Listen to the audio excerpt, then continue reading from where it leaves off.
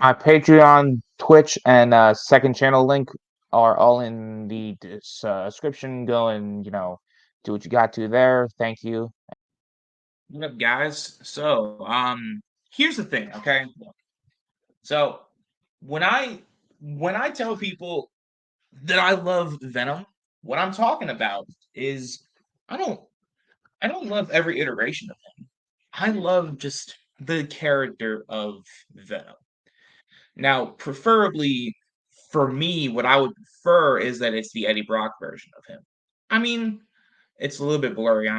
I'm sorry, but you can see he's eating strangers in the night. He's a freaking goofball. Dude's talking about eating chocolate chip cookies constantly. Like the thing is that most modern iterations before the Tom Hardy Venom just did not capture the goofy side of the Venom character.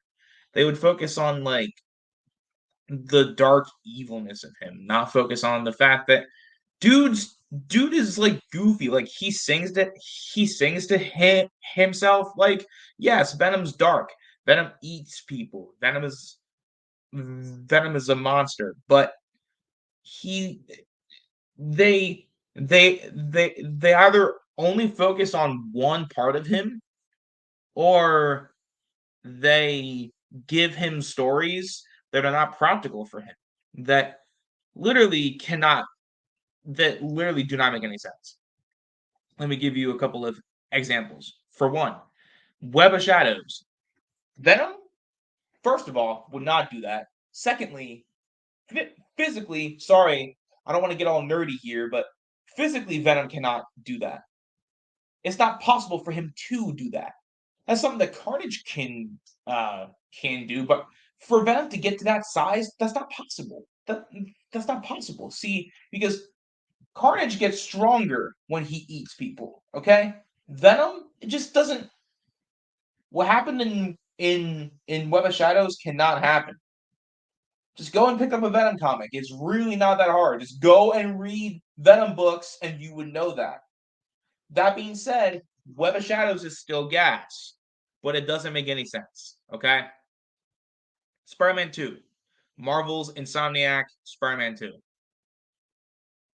Venom would not do that. Venom would not have his whole goal was to turn everybody into symbiotes. Okay, that was him trying to heal the world.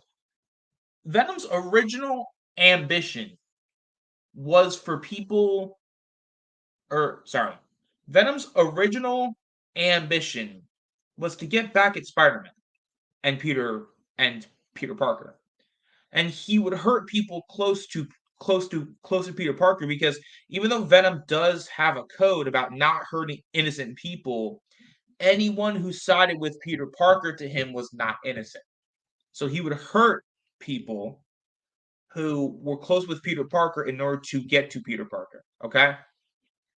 So Venom had a strict code where he would not hurt the masses at large, even though he was a villain. And his whole goal was basically driven upon vengeance. He needed vengeance. He needed to get even with Peter Parker. He hated Peter Parker. He hated Peter Parker because Peter Parker cost him everything.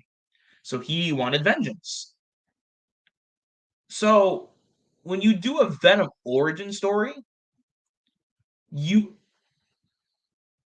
the Tom Hardy Venom is an absolute anomaly because there's no Peter Parker involvement, but yet you still kind of got the crux of who Venom should be as a character kind of spot on, actually.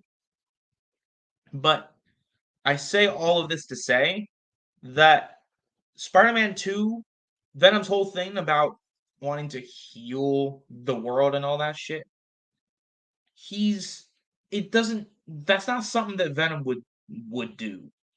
Plus, they gave him his King Venom look, which looks really freaking cool, but also at the same time doesn't really make any sense.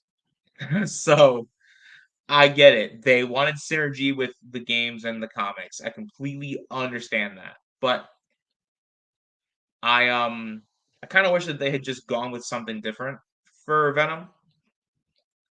Venom doesn't get really the proper treatment in terms of the mainstream media. Like, people that know Venom either know him from the Tom Hardy movies, or they're like, Venom's that monster that always wants to take over the city, right? And I'm like, no, that's not Venom.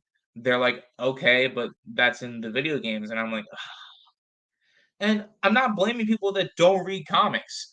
It is the responsibility of the people making these things to portray Venom correctly. Like, look, right? Okay. Say that now, this would be crazy, but say that someone's first experience with Batman was the Ben Affleck, was like, the Ben Affleck Batman, right? Everyone would think, oh, Batman, or that person would think Batman murders people, Batman kills people. Why isn't this Batman killing people? It's gonna taint your expectations of who Batman is as a character.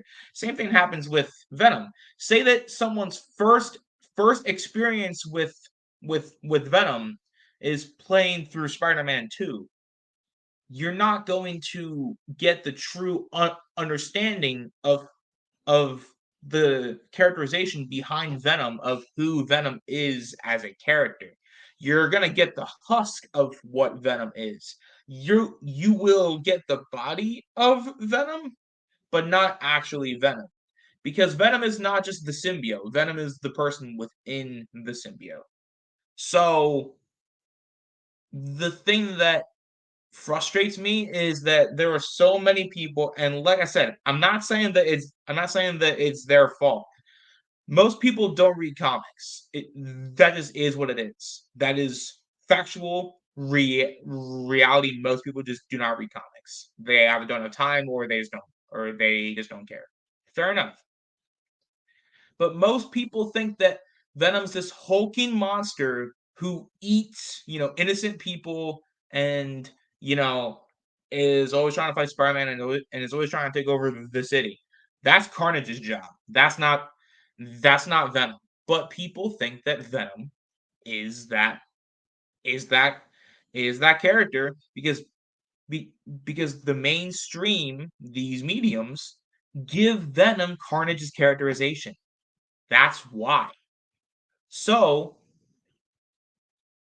just for those of you who are here, who are casual Venom fans, if you have time, either go watch the '90s show, the Spectacular Spider-Man show, or go read a few Venom comics, and you will see that Venom is a lot more than what they